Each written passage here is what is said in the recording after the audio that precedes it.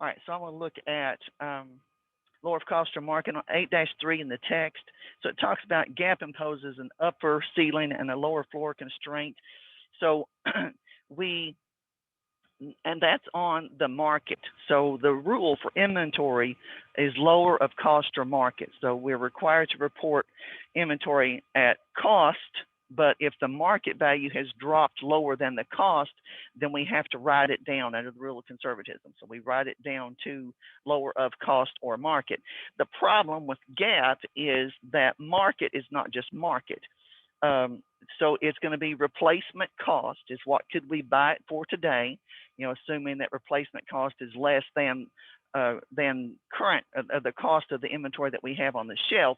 But there's a ceiling and a floor constraint. So it says gap imposes an upper ceiling and a lower floor. The ceiling is net realizable value, which is where's the definition? It is the amount that exceeds the net amount the company could realize by selling it. So sales price minus cost to sell is your net realizable value. Net realizable value. So we have to find that, and then we also have to find the floor, which is net realizable value less a normal profit margin. So in order to determine cost or replacement cost, we have to apply the ceiling and the floor. Let's see, I'm not sure how they want us to do this here. All right, let's look at this problem then.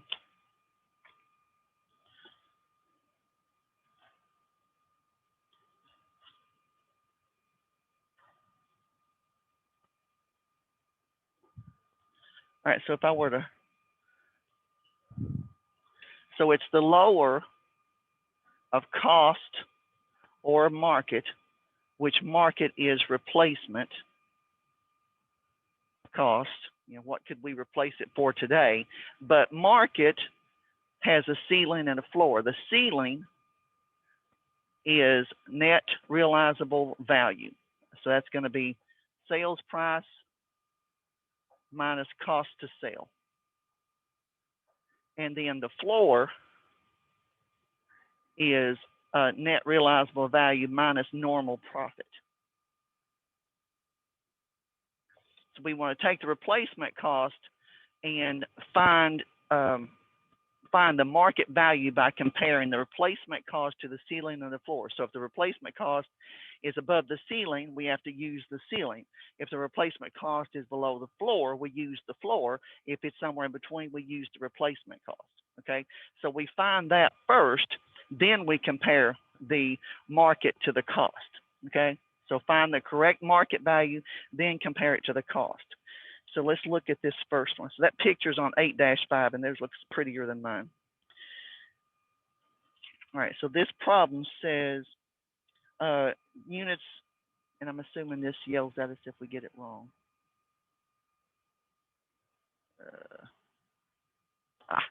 Hit the wrong button.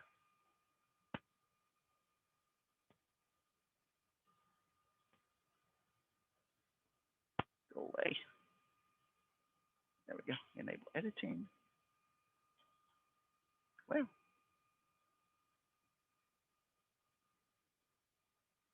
now, yeah, it yells at us if we get it wrong. Okay, so looking at, so it says replacement cost is $9.10, and the cost is $10. So obviously we have a write down on that particular item, item number one. So we have to figure out what is the correct market value. So we have to compare the replacement cost, and there's your net realizable value. So that's your ceiling. So $9.20 is your ceiling. Your replacement cost is $9.10, and then your floor is going to be net realizable value minus a normal profit margin. So if $9.20 is your net realizable value, I think we have to divide that by 1.2, and $7.67 is our floor.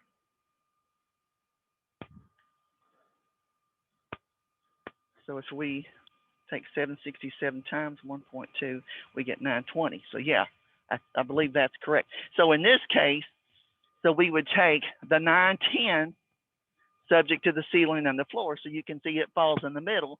So our market value is $9.10. Okay, it's not constrained by the ceiling or the floor. And the cost was $10. So we want the lower of cost or market. So the value should be $9.10. Or do we have to multiply it? And I haven't worked this problem, so I'm not sure what it wants us to do. Equals 500 times 19. No.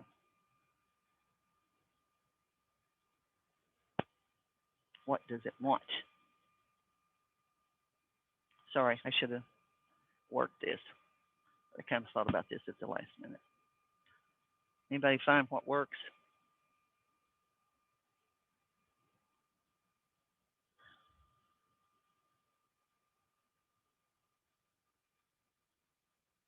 Why would that work when the replacement cost is 910?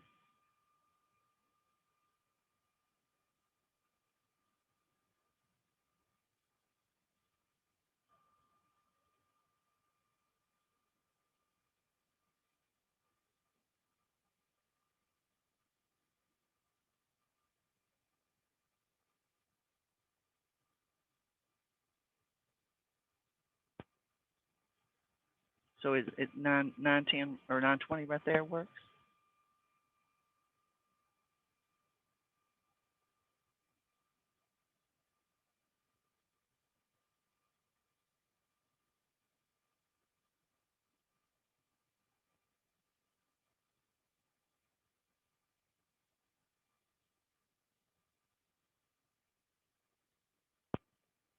Oh, it's under FIFO or LIFO.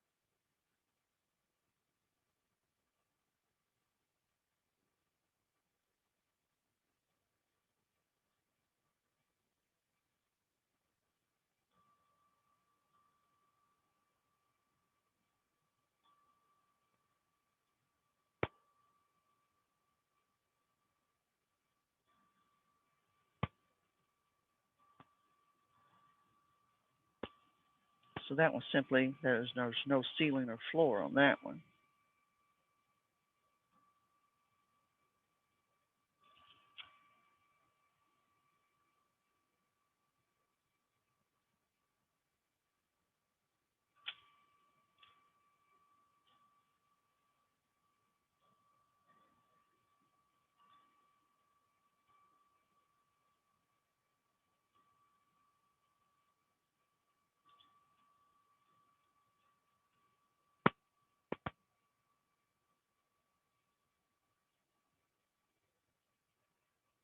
So under IFRS, we don't use the ceiling and floor, but this is not IFRS. It's using FIFO.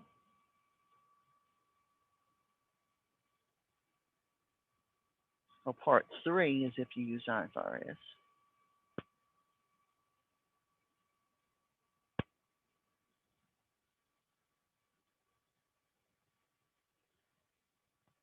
All right, so if we look at the next one, so 400, so replacement cost is 810, net realizable value is 780. So that is your ceiling. So it's going to have to be 780.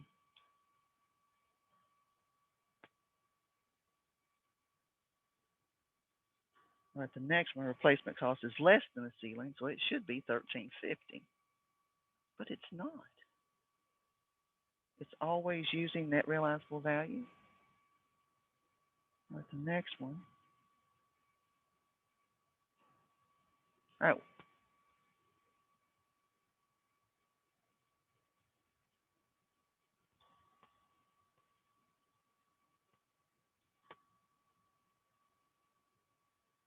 So it's always using net realizable value or cost.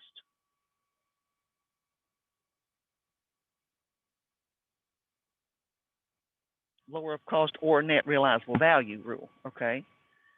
And then compute the correct value under the lower of cost or market rule. Okay. So they're saying it's a different thing. So here, part 2,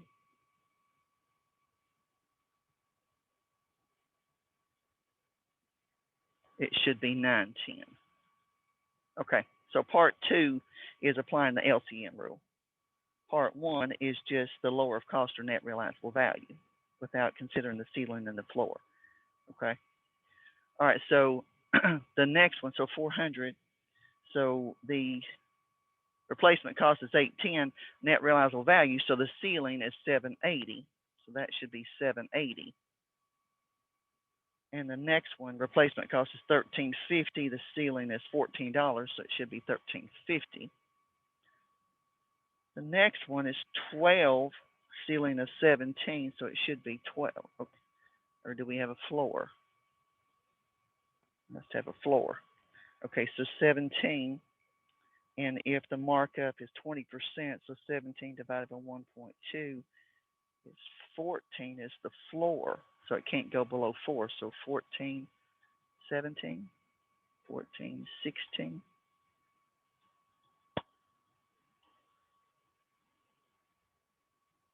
14. Ah, somebody find the number. It's the floor. And if the markup is 20% of cost, 20% of cost, so, okay, be 12 times 1.2. What would that be?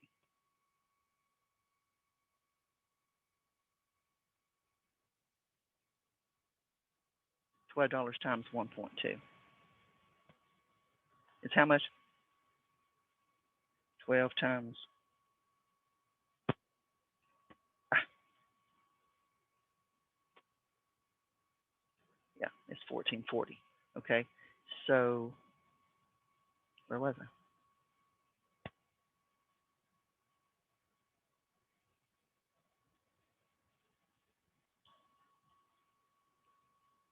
Well, that's on the wrong one.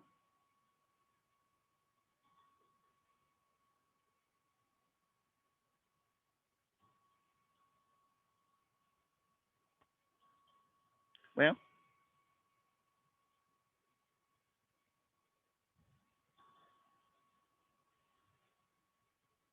all right, what's number 4? It was the net realizable value 17. Is that the one we were just doing? Yeah. So $12 times 1.2. So 1440 worked for you? It's not 1440. But that's not showing correct. All right, let me see what the correct answer is.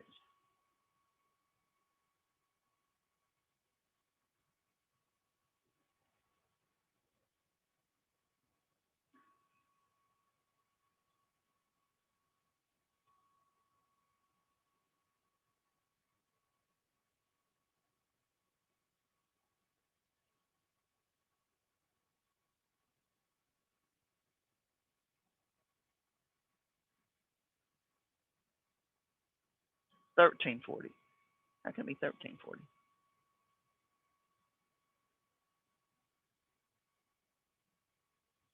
Less normal profit margin. So ceiling, less normal profit margin.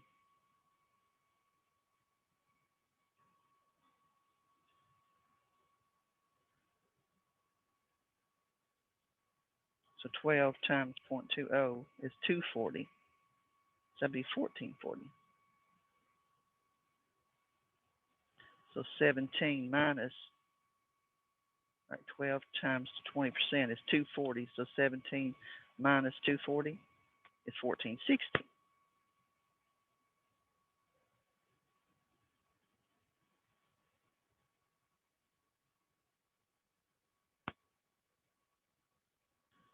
Net realizable value less normal profit margin. Net realizable value, $17 divided by 1.2 is 1416.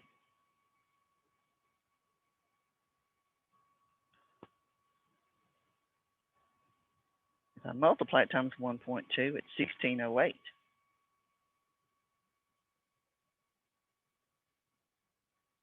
All right, and then the next one is also subject to the floor, so $20.30.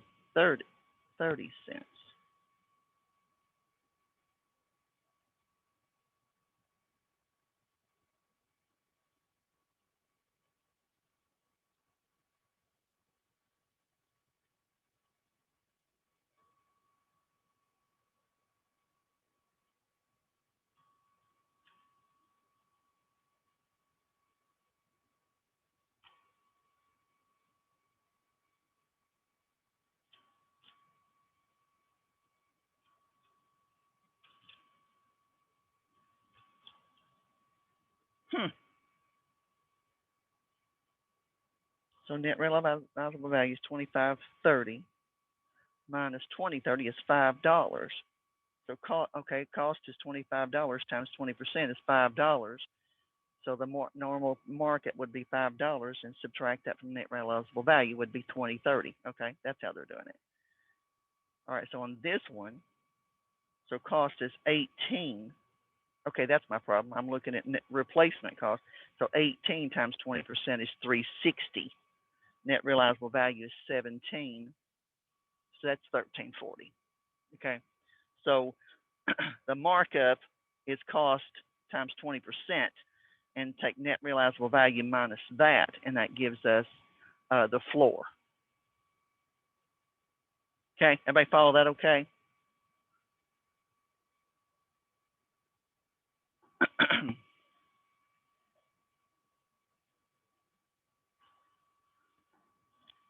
So on that one, the cost is $18. The replacement cost, so we could buy the inventory today for $12.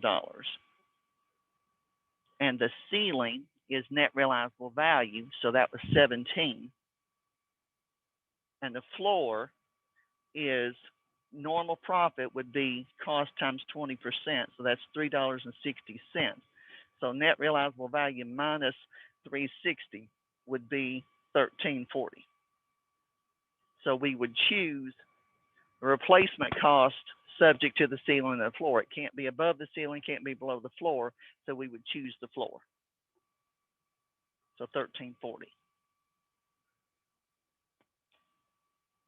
Just wasn't seeing how they were calculating the normal profit, but it's based on cost.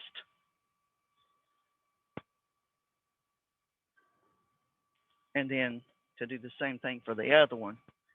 So it is $25 cost, and the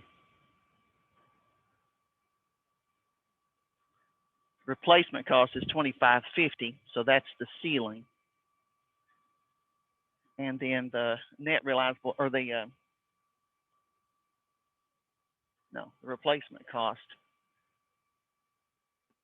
is the current market. That's what we could replace it for. But the ceiling is $25.30, and the floor is cost times 20% is your normal markup. So that's $5. So that makes your floor net realizable value minus the $5, which is $20.30. So your replacement cost is going to be your market, but it's subject to the ceiling and the floor. So it's going to be, it can't go above the ceiling and can't go below the floor. So you're going to choose the ceiling of $25.30.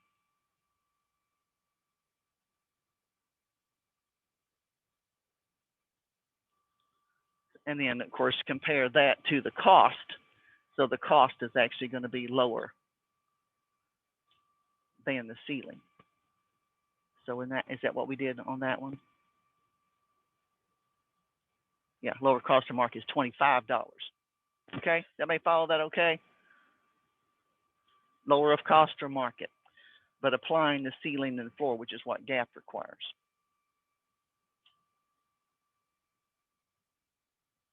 Any questions on that?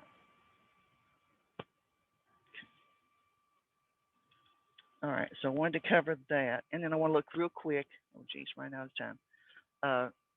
The gross profit method for estimating inventory. So it's going to be problem 8-4.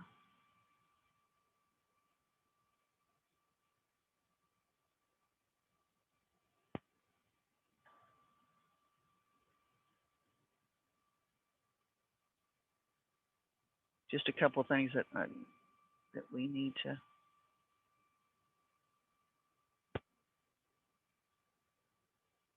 Okay, here we go. No, not sure what this format is. Okay, so we have to calculate cost of goods available for sale. We have to estimate it at retail and then back it down to cost. Fire destroyed the inventory.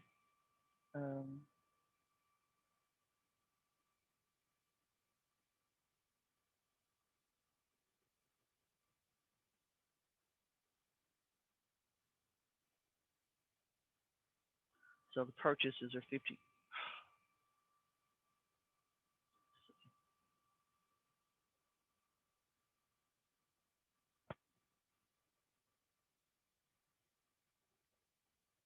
I'm not sure what the format is here. Beginning inventory plus purchases.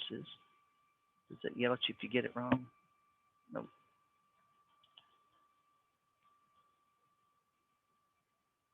Minus purchase returns. Minus purchase discounts. Plus freight in. Goods available.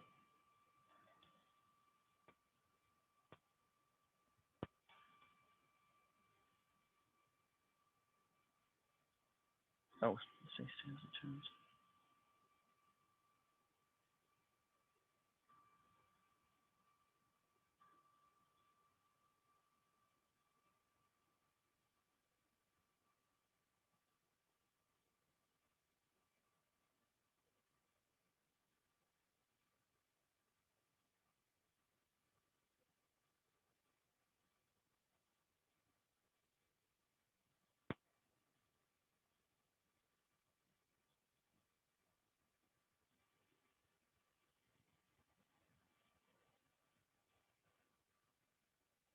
Oh, you have to read the verbiage. So there's $6,000 of inventory that's in transit.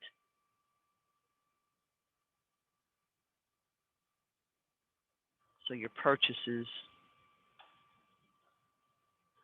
because it's FOB shipping point, so it's free at the shipping point. That means that the customer owns it.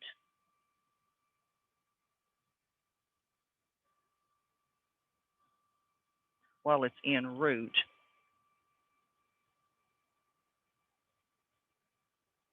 We're the customer.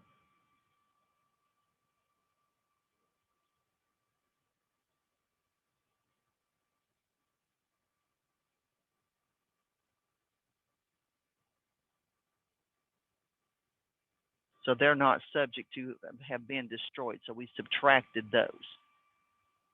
So minus the 6,000. Okay, so that's our goods available, or the goods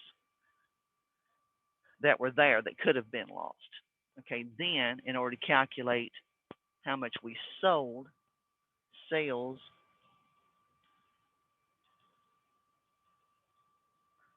minus sales returns.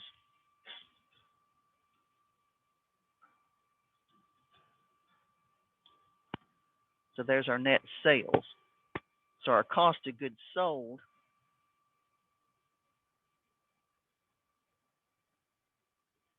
says average gross profit is 40%. So our sales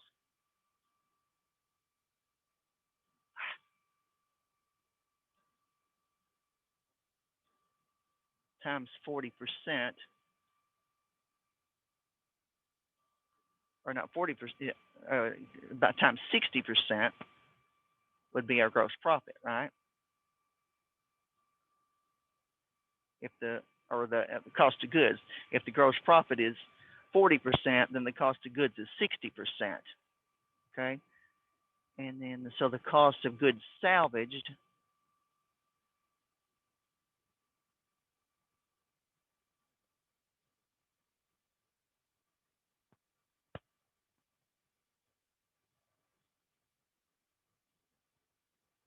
okay, so $2,900 is the cost of what we salvaged.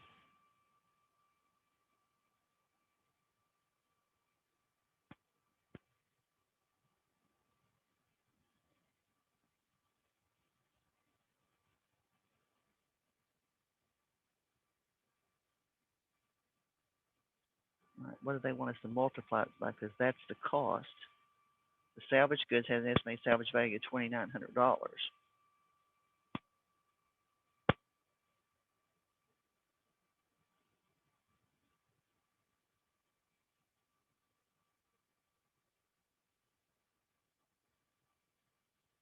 So why are we calculating cost of goods on that? Oh, because we're calculating it at cost of goods available at cost minus cost of goods sold and adding back, but that was already at cost. Oh, it had a selling price of $4,700. Okay. All right, so it had a selling price of $4,700. So we also are going to knock that down by 60, or to calculate the cost of it at 60%.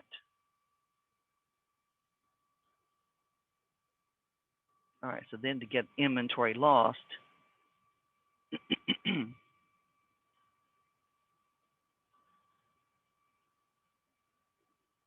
right, beginning inventory plus net purchases, well, or cost of goods available.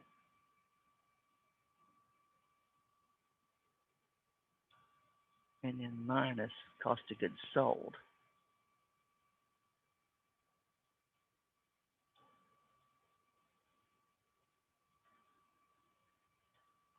Equals cost of inventory lost.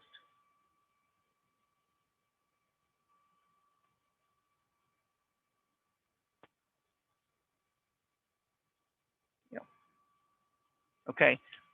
So what we did, since the inventory is not there to count it, so we have no idea how much inventory was lost. So we used the estimated gross profit in order to calculate what the ending inventory should have been. So we calculate goods available, which we can do from the records without seeing the inventory. So we took the beginning inventory plus net purchases. And of course, we had to know that purchase returns is a negative, purchase discounts are a negative, and freight in is a plus. So that gave us cost of goods available for sale. And then we had to calculate net sales. So sales minus sales returns equals net sales. And then we had to know that if the gross profit is 40%, then the cost of goods is 60%. So if we take the sales times 60%, then that gives us cost of goods sold. And so that for that and the inventory, the salvage value of the inventory. So that had a selling price of $4,700. That was whatever portion that was salvaged from the fire. So if we take our cost of goods available minus cost of goods sold, that equals ending inventory. Because remember, the formula is beginning inventory plus purchases equals goods available minus ending inventory equals cost of goods sold. So if we take goods available minus cost of goods sold, then we're backing into ending inventory. So that's what we're doing. Okay. So we calculate estimated cost of goods sold by using the reciprocal of the gross profit percentage and then we back into ending inventory. So this is an appropriate method for estimating inventory when we can't count it because it's been destroyed, or also for calculating the value of inventory on an interim financial statement. So if you're using a periodic method of calculating inventory, and so on an interim basis, you don't count every month. So if you want to estimate your inventory, this is also an appropriate method for that. Okay, so I wanted to cover that. All right, so that's all the new material, I promise. No new taxes. All right, so what I was thinking on the final exam is in order to make sure that we understand, I'm thinking explain. Explain transactions. Explain double entry accounting. Explain the normal balance rule. And of course, this is all that chapter 3 stuff, where, and everybody should be able to do that at this point. You should be able to explain that the language of accounting, where because every account type has a normal balance. If I want to increase that account type, I do the same as the normal balance, a debit or credit it. If I want to decrease it, I do the opposite of the normal balance. Okay, so that's what I mean by explain the normal balance rule. All right.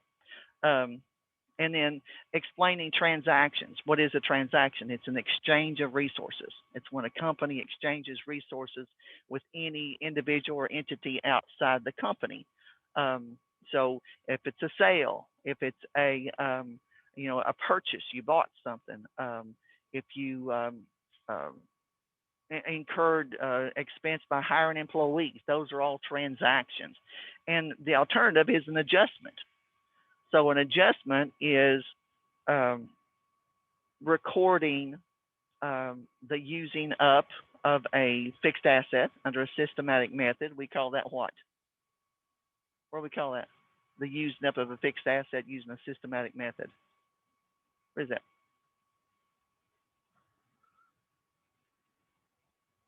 Depreciation, exactly. Okay, that's depreciation.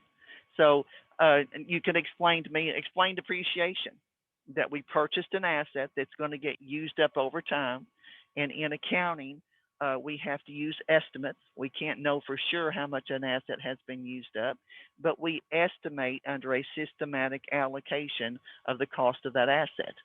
So we estimate it based on its useful life, salvage value, and cost. And so we estimate how much it gets used up over time, and we record a depreciation in order to show that that asset does get used up. So it's a systematic allocation. Explain accrued revenue. What is accrued revenue? I have, switch it, earned but not yet received. Good. I have earned it but not yet received it. So what does that mean? And you could talk about what does it mean if you don't record it. Okay. Remember, U.S. GAAP requires us to record revenue as it's earned in order to match it in the correct period with the expenses. So it's possible that you might pay your employees before you get paid for a job. So in order to correctly match the expenses in the correct period, we need to put the revenue in the same period with those expenses, right? Okay.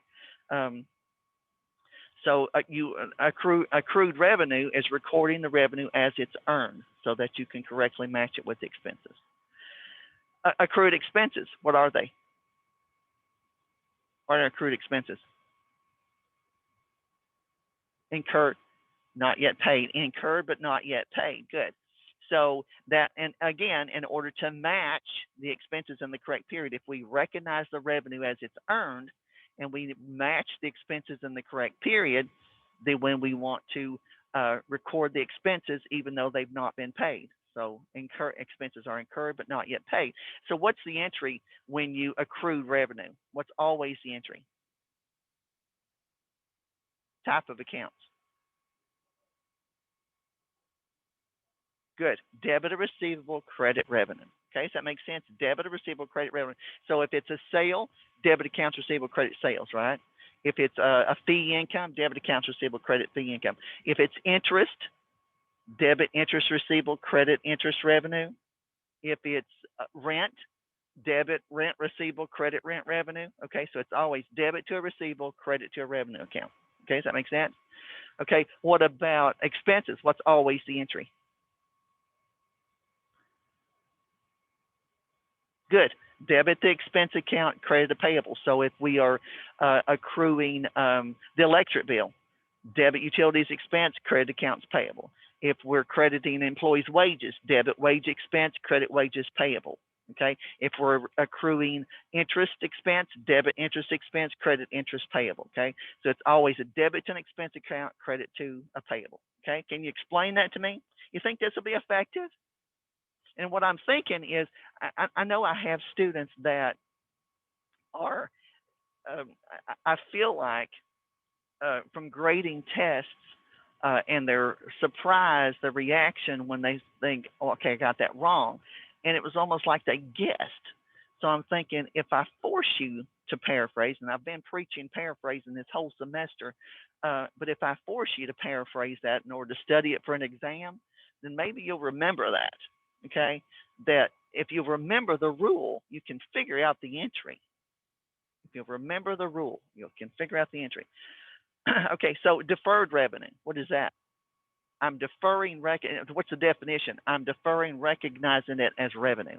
I received money, deferring, recognizing it as revenue.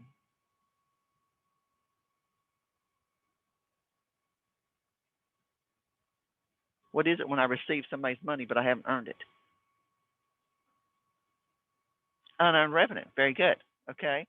So I have somebody's money that I have not earned, deferred revenue. I'm deferring, recognizing it until I have actually earned that money. So it's deferred revenue. What's always the entry when we're deferring revenue? The adjustment.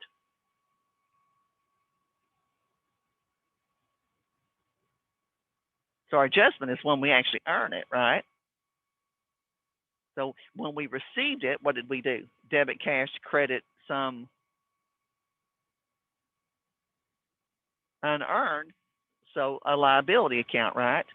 Because we got somebody's money that doesn't belong to us. So we debit an asset account and credit a liability account, an unearned account, because we have somebody's money that doesn't belong to us. But then when we make the adjustment, what's always the entry?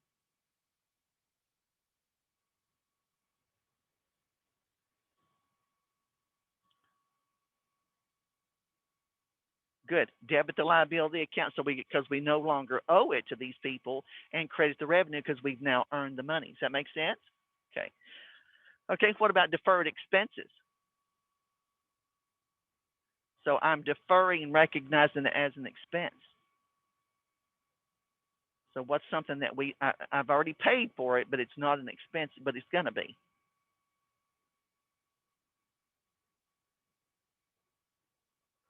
Possibly, if it's prepaid. Good. So deferred expenses are prepaid. So what else? Prepaid insurance. Good. Prepaid taxes. Uh, prepaid rent. What about supplies in the closet? Is that a prepaid expense? I've laid out money, but it's not an expense yet, but it will. So yes, because we haven't used them yet. Good. Okay. So that would be a deferred expense. Okay. So all of those would be a deferred expense. So all your prepaids and your supplies in the closet would be a deferred expense. So what's the entry to adjustment when we defer expenses, or to for deferred expenses, I guess I should say?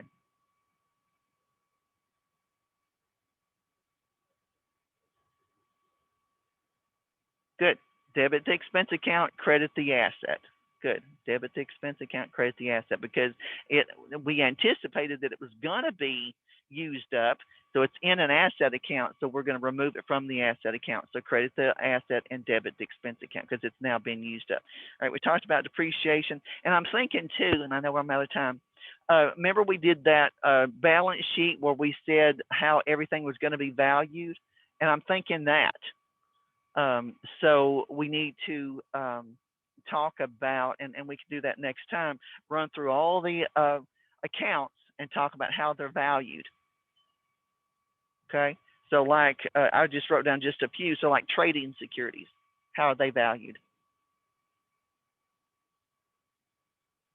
So remember, that's when we buy stocks in another company, and they're just for trading on